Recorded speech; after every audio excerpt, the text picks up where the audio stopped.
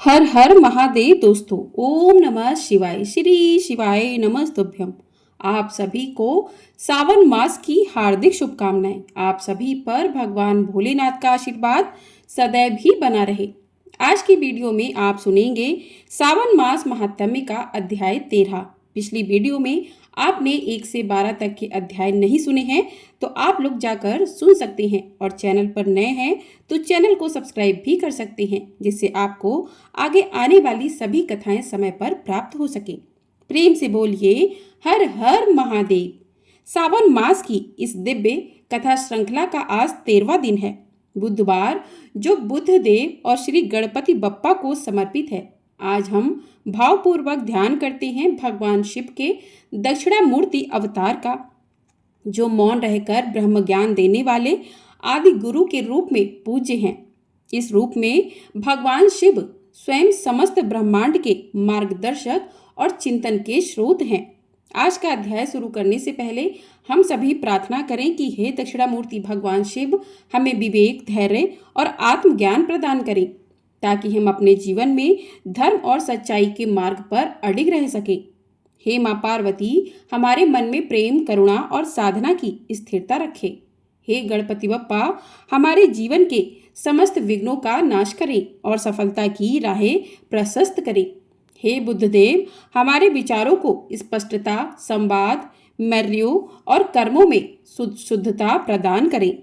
यदि कथा, पूजा या व्रत में कोई दोष रह गया हो तो कृपया करके हमें क्षमा करें और अपना दिव्य संरक्षण प्रदान करें। तो प्रिय श्रोताओं, आज सावन मास की शिवरात्रि भी है, तो आप सभी भक्तजनों को शिवरात्रि की भी बहुत बहुत शुभकामनाएं।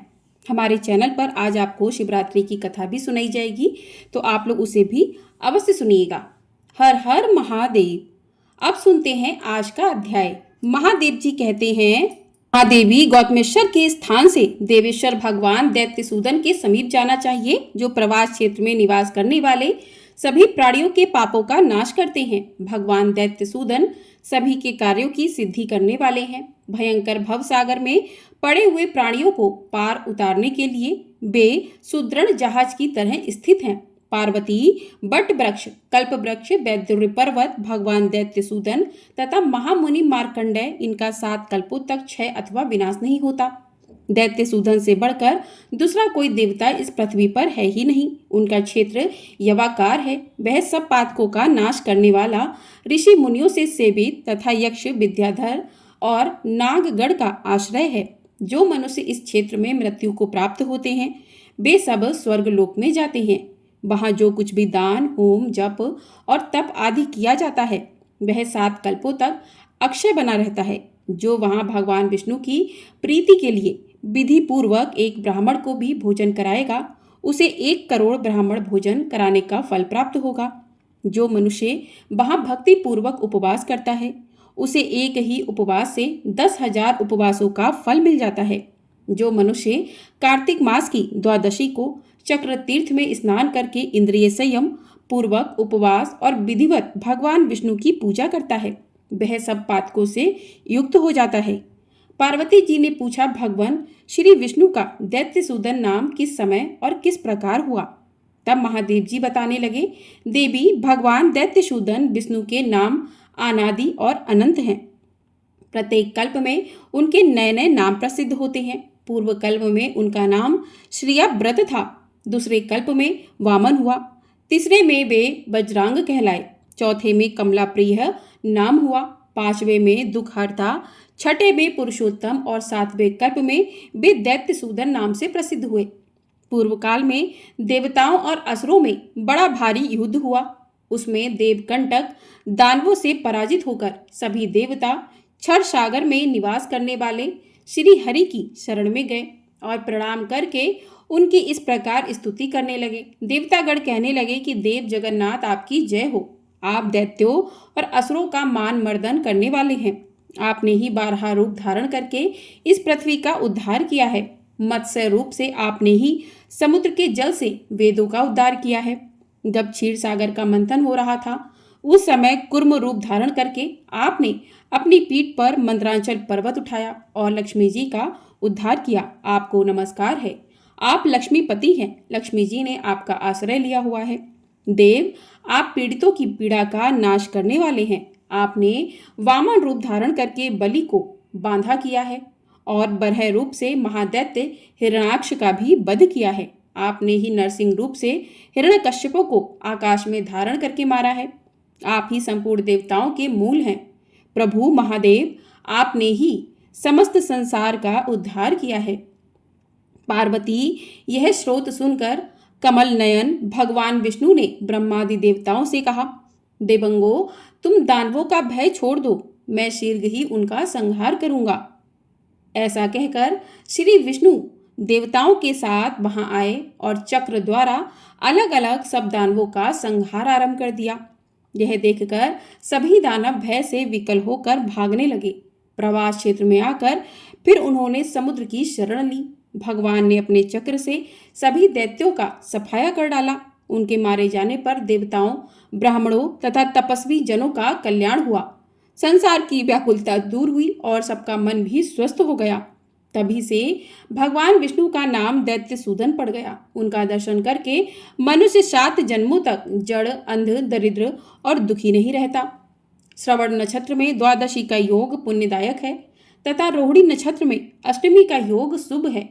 उस समय भगवान दैत्य सूदन के शयन और उत्थान का उत्सव होता है। उस अवसर पर दैत्य सूदन के समीप एक एक उपवास का 10 उपवास के बराबर फल मिलता है। चांडाल, स्वपक्ष और पशु पक्षी भी वहां प्राण त्याग करने पर बैकुंठ धाम में जाते हैं। जो आषाढ़ शुक्ला एकादशी को निराहार रहकर भगवान दैत्य सूदन को पंचामृत से नहलाकर पूजा करे और नियम पूर्वक उनके समीप रहकर चातुर्मास व्यतीत करता है, उसके ऊपर भगवान विष्णु सदा संतुष्ट रहते हैं। जो मनुष्य एकादशी तिथि को वहां गीत, नृत्य, बाध और दृश्य अभिनय आदि के द्वारा रात में जागरण करता है, वह भगवान विष्णु के उस परम धाम में जाता है जहां से पुनः इस संसार में आना नहीं होता। जिनकी निद्रा दैत्य सूदन के समीप जागरण में बीत जाती हो, वे स्वप्न में भी यम मार्ग, यमपुरी, यमदूत तथा अस्त्र, पत्र, वन आदि नरकों का दर्शन नहीं करते। जो एकादशी को उपवास करके द्वादशी के दिन वहां नैवेद्य तुलसी पत्र भक्षण करता है, उसकी कोटि कोटि हत्याओं का नाश हो जाता है। पार्वती, सभी पातकों का नाश करने वाले चक्र तीर्थ में स्नान करके भगवान दैत्य सूदन की सेवा के लिए पीले वस्त्र, गौ तथा सोने का दान करना चाहिए। महादेव जी कहते हैं, पार्वती, दैत्यों का संहार करने के बाद भगवान विष्णु ने जहां अपने चक्र को धोया वहीं 8 करोड़ तीर्थों को लाकर स्थापित कर दिया। उसमें सुदर्शन को शुद्ध करके उन्होंने उस तीर्थ का नाम चक्र तीर्थ नाम रख दिया। चक्र तीर्थ में कुल 8,80,000 तीर्थ हैं। जो मनुष्य एकाग्रचित होकर वहां स्नान करता है, वह सभी तीर्थों में स्नान करने का पूरा पूरा फल पा लेता है। एकादशी को यह विशेषतः चंद्रमा और सूर्य के ग्रहण के अवसर पर जो उसमें स्नान करता है, वह कोटि यज्ञों का फल पाता है। पूर्व कल्प में इसका नाम कोटि तीर्थ था, दूसरे कल्प में श्री निधान, तीसरे में शतधार और चौथे में चक्र तीर्थ के नाम से इसकी प्रसिद्धि हुई। उस वैष्णव क्षेत्र का प्रमाण आधा कोस बताया गया है। उसमें ब्रह्म हत्या नहीं प्रवेश कर पाती।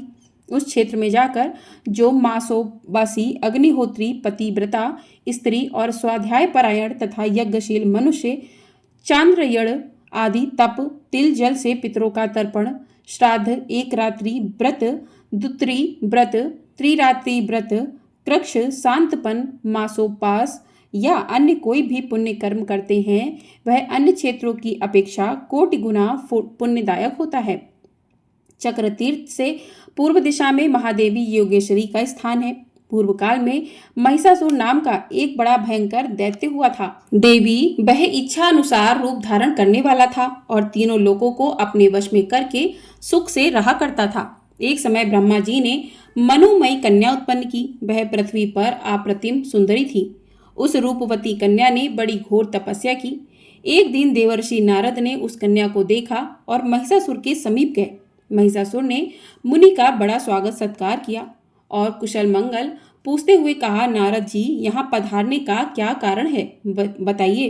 तब मुनि बोले, महादैत्य, जम्बू द्वीप में एक अनुपम सुंदरी कन्या उत्पन्न हुई है। उसके जैसा रूप मैंने स्वर्ग, मृत्युलोक या पाताल में भी ना देखा है और ना ही सुना है। मुनि की यह बात सुनकर महिषासुर बड़ी भारी सेना के साथ प्रवास क्षेत्र में गया, जहां वह कन्या तप करती थी। वहां उस असुर ने उससे इस प्रकार प्रार्थना की कि तुम मेरी पत्नी हो जाओ, यह तपस्या तुम्हारी जवानी के विरुद्ध है। उसकी बात सुनकर वह तपस्विनी हंस पड़ी। हंसते समय उसके मुख से सहस्त्रों भयंकर स्त्रियां हाथों में अस्त्र शस्त्र लिए निकली।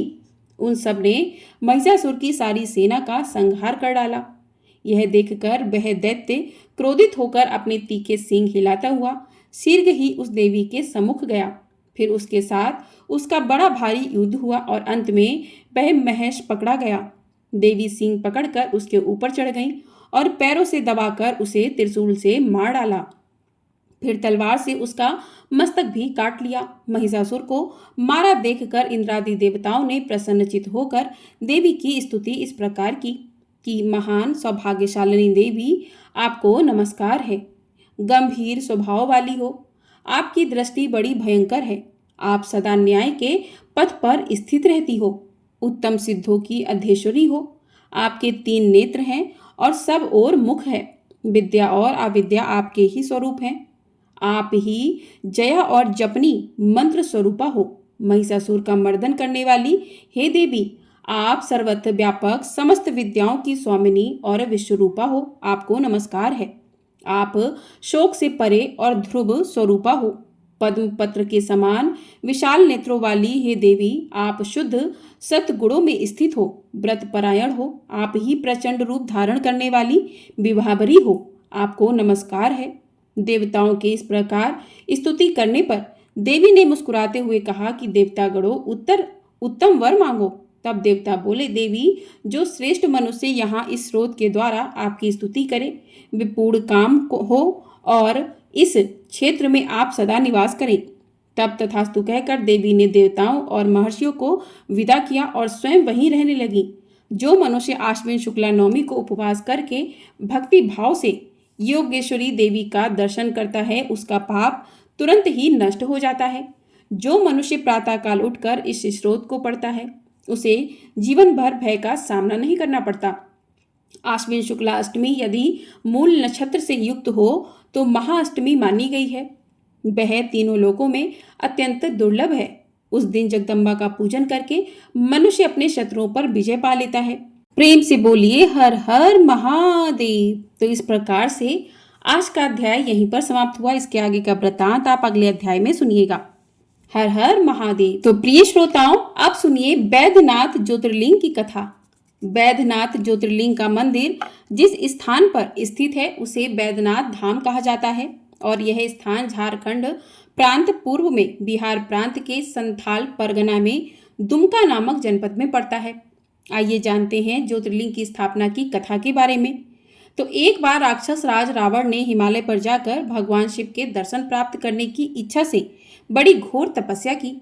उसने एक एक करके अपने सिर काटकर शिवलिंग पर चढ़ाना शुरू कर दिया। इस प्रकार उसने अपने 9 सिर वहां काट कर चढ़ा दिए।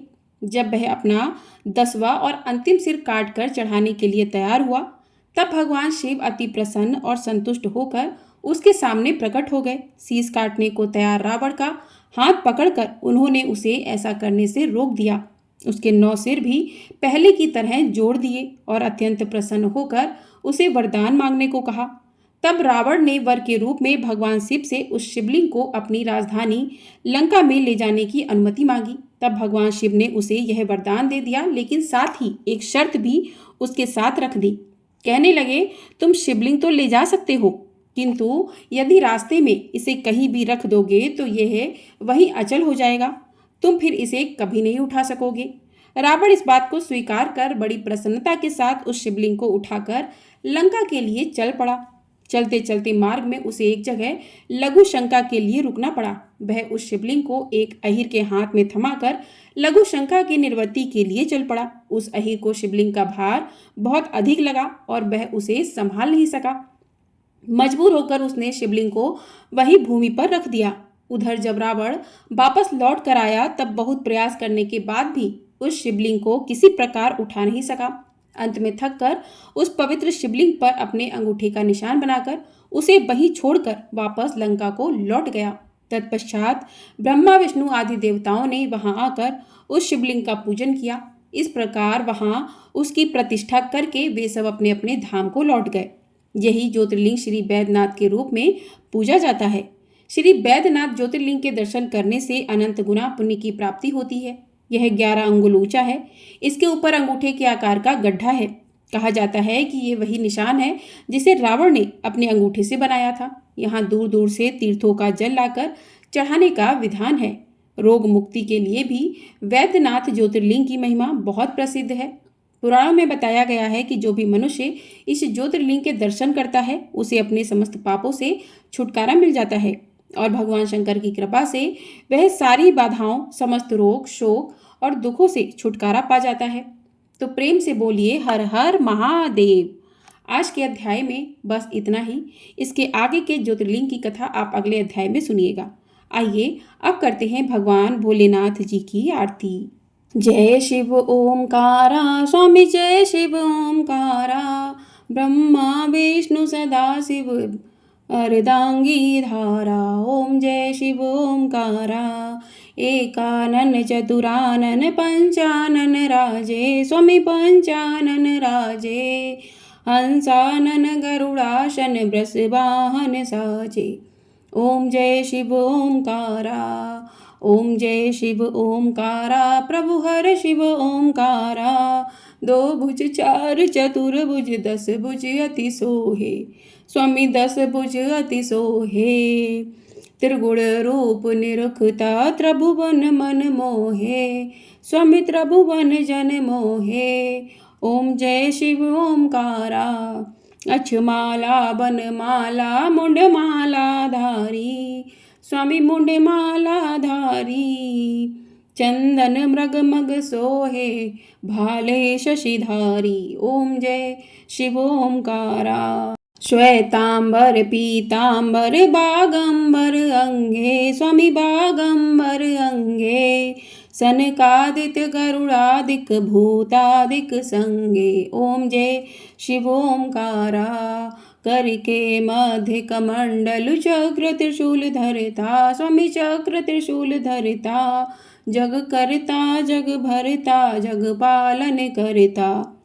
ओम जय शिव ओमकारा, ब्रह्मा विष्णु सदा शिव जानत अविवेका, स्वामी जानत अविवेका, प्रणवाक्षर के मध्य ये तीनों एका। ओम जय शिव ओमकारा, काशी में विश्वनाथ विराजत नंदनी ब्रह्मचारी, स्वामी नंदनी ब्रह्मचारी, नितुट भोग लगावत महिमा अति भारी। ओम जय शिव ओमकारा, त्रिगुण शिव जी की आरती जो कोई नर गावे, स्वामी जो कोई नर गावे, कहत शिवानंद स्वामी सुख संपत्ति पावे। ओम जय शिव ओमकारा, स्वामी हर शिव ओमकारा, ब्रह्मा विष्णु सदा शिव अर्धांगी धारा। ओम जय शिव ओमकारा। प्रेम से बोलिए हर हर महादेव। ओम नमः शिवाय। तो इस प्रकार से भगवान शिव की आरती पूर्ण हुई। आपको वीडियो पसंद आई हो, वीडियो को लाइक कर लीजिएगा। चैनल पर नए हैं तो चैनल को सब्सक्राइब भी कर लीजिएगा।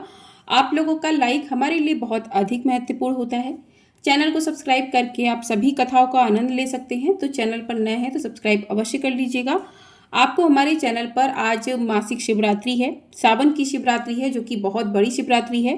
तो इस दिन शिव जी का किस प्रकार से पूजन करना चाहिए, शिवरात्रि की कथा क्या है, हमारे चैनल पर सुनाई जाएगी। तो आप लोग वहाँ से अवश्य सुनिएगा। अमावस्या कब है इसकी भी वीडियो आपको हमारे चैनल पर दी जाएगी, तो आप लोग वहाँ से जाकर देख सकते हैं और ढेर सारा अपना प्यार दे सकते हैं। यदि आप सावन के दिनों में भगवान का पूजन नहीं कर सकते हैं, भगवान का अभिषेक नहीं कर सकते हैं, तो आप इन कथाओं के माध्यम से भी भगवान भोलेनाथ की कृपा को प्राप्त कर सकते हैं। क्योंकि भगवान भोलेनाथ बहुत भोले हैं, वो अपने भक्तों की सच्ची श्रद्धा के भूखे हैं। सच्ची श्रद्धा से अगर आप भगवान भोलेनाथ का नाम लेकर इन कथाओं का श्रवण करते हैं, रसपान करते हैं, तो भगवान भोलेनाथ की आपको उतनी ही कृपा मिलती है जितना पूजन से मिलती है। बस आपकी श्रद्धा सच्ची होनी चाहिए। तो इन कथाओं का आनंद लीजिए, रसपान कीजिए और भगवान भोलेनाथ की कृपा को प्राप्त कीजिए। इस कथा को कहते हुए हमसे कोई त्रुटि हो गई हो तो उसे भोलेनाथ क्षमा करें। इस प्रकार से आप सभी पर भोलेनाथ की कृपा बनी रहे। इसी के साथ आज की वीडियो को यहीं पर समाप्त करते हैं। मिलते हैं अगली वीडियो में। हर हर महादेव।